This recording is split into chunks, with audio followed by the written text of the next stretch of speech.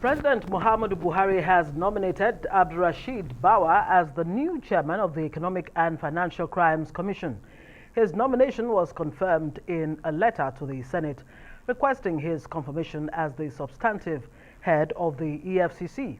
He replaces Ibrahim Magu, who was suspended as the Commission's acting chairman last year. Bawa is a trained EFCC investigator with vast experience in the investigation and prosecution of advance fee fraud cases, official corruption, bank fraud, money laundering, and other economic crimes.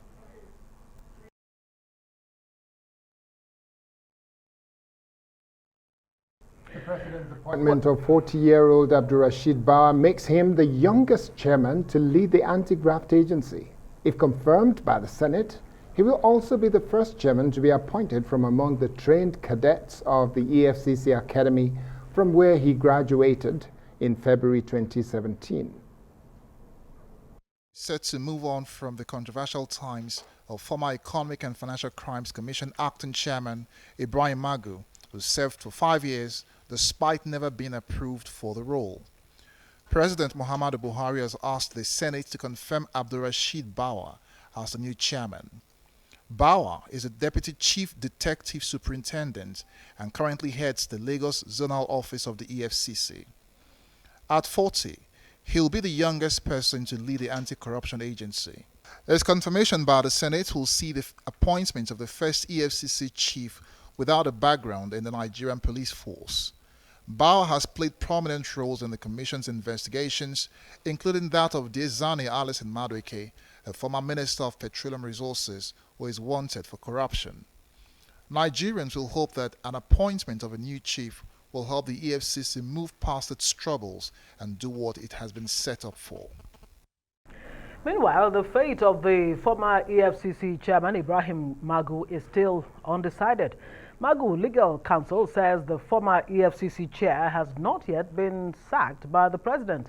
Tosin Ojaumo said Magu has only been suspended by the president, and since then he has not received a letter of termination nor further instruction.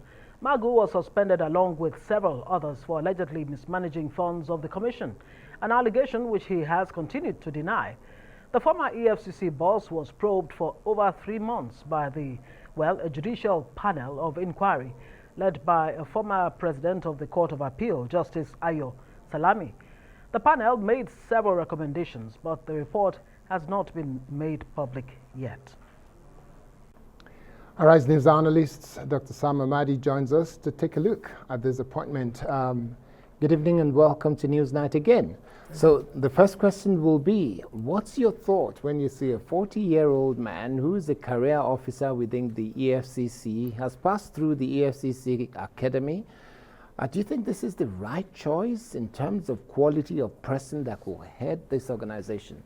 Well, I think it's a mixed grill. First, we'll be happy to see a move shift away from the autocrats. You know, we're talking about President Buhari has love for old people, and now we've seen a 40-year-old giving such very high level, top level assignment. So that would be good. Globally, we're seeing young persons being president, prime ministers, heading important portfolio across the world. So that's a good one. But the question is this guy the right kind of guy at this point? First, is it? EFCC is a disoriented organization. Disoriented. First, in conception of what EFCC should be doing. Those who wrote the act and the preference for police officers has not served it well. That's number one. Number two is at this point there's need to redefine the EFCC. So you need a lot of managerial imagination, capabilities, intersecting knowledge about the economy, about public policy.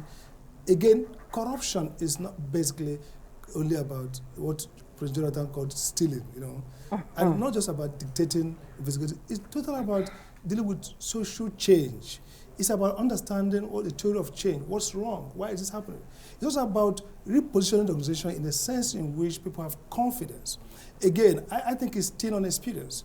Leaving the academy at 2017, that's when he graduated from the EFCC Academy, which is basically, if you like, a technical school, so to say. If you look across the world, look at Kenya, the founding guy was John Gitongo, a well-known, high-yield journalist whose career blowing up corruption in that job. In Argentina, Ocampo, who later became the chair of the ICC, he was a professor of law, renowned, who was leading a globally acclaimed center. So usually the peak has to be persons who understand the intersection between corruption, politics, and society. Again, has the stature and the managerial capability to drive, because EFCC begins to fail as an organization. It's not about investigating the job. So this guy might be, for you care, a great cadet investigator. But basically, as EFCC chair, it's his ability to understand the whole nuances of corruption and then engage with in spite of the fact that he has spent about 17 odd years within the EFCC, grown through the ranks. Don't you think he understands the workings of the EFCC? Don't get me wrong. I said EFCC is a disoriented organization. Okay. It's wrongly conceived. That's why it's not delivering the result.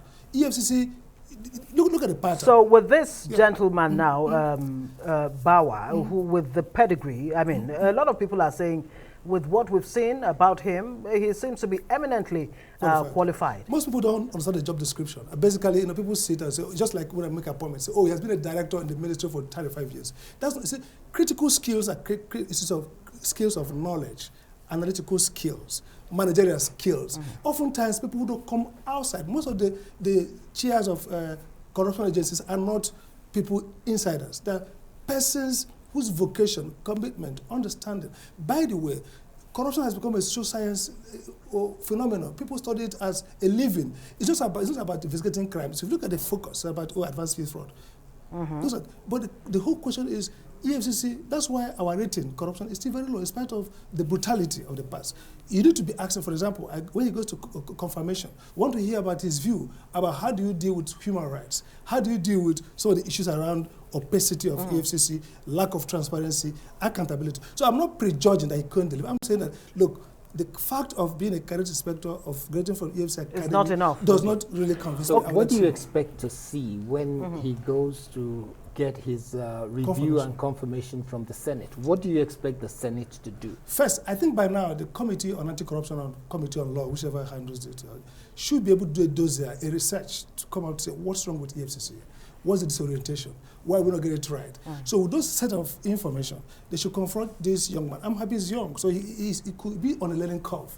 Though he'll be able to think clearly and convince them that he understands the pathology of the past, he understands the need to shift focus, and he understands the need for EFCC to be a smart Let me ask you those questions. Yep. What do you think is fundamentally wrong with the EFCC? Why has the EFCC not been able to deliver Two quick since things I would say. inception? If you look at EFCC under NEWSNIGHT, because it had a chunk of civil society support, it created Fix Nigeria, okay? So they didn't just prosecute. There was a sense in which they tried to expand the narrative of anti-corruption and help in public education, which was good. That stopped with NEWSNIGHT significantly. Now, if you look at the last era, there's a sense in which meanness, a sense in which recklessness and lawlessness define the sense of fighting corruption.